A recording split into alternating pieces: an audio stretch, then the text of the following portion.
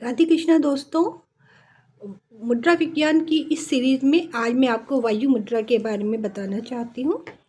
वायु मुद्रा से जो फ़ायदे होते हैं वो ये है कि आपको गैस अगर बनती है पेट में तो उसमें आपको फ़ायदा होता है।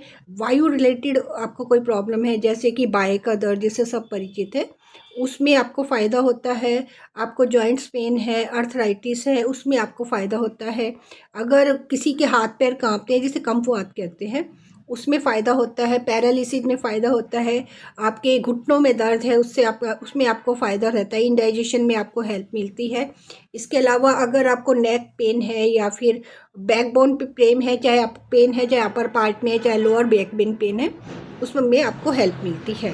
तो ये आपको 10-15 मिनट के लिए करना है, मिनिमम 10 से 15 मिनट के लिए दिन में 3 बार।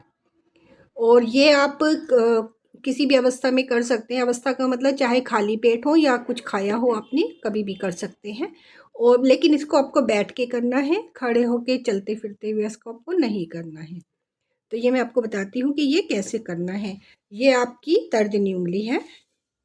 तर्जनी उंगली को आपके अंगूठे के मूल में हल्का सा दबा के रखना है। टच से थोड़ा सा दबाना है, ज़्यादा प्रेशर नहीं देना है, हल्का सा दबाना है।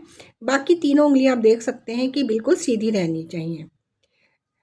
और ये आपको 10 से 15 मिनट करना है। मैंने आपको बताया किसी भी अवस्था में, तो जस्ट लाइक जिनको टाइम नहीं मिलता, वो ट्रैवल कर रहे हैं, बस में है, मेट्रो में है, ट्रेन में है, या फिर अपनी किसी गाड़ी वगैरह में है, टीवी देख रहे हैं। सिर्फ खाना खाते समय आप नहीं कर पाएंगे, और टीवी देख रहे हैं या फिर किसी से बात कर रहे हैं, तो आप आराम से ऐसे करके आप अपनी गोद में हाथ रख के ऐसे बैठ जाइए और 10 से 15 मिनट इसको कीजिए। दिन में कम से कम 3 बार कीजिए। और मैंने आपको जो भी प्रॉब्लम्स बताई हैं ये सब में हेल्प करता है।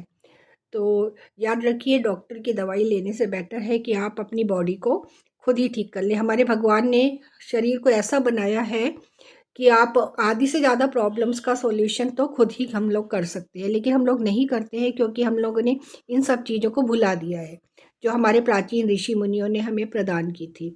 तो मुझे उम्मीद है कि आप इन सब जानकारियों का फ़ायदा उठाएंगे और अपने शरीर को निरोग बनाएंगे।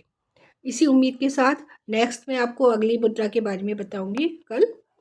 तब तक के लिए थैंक यू।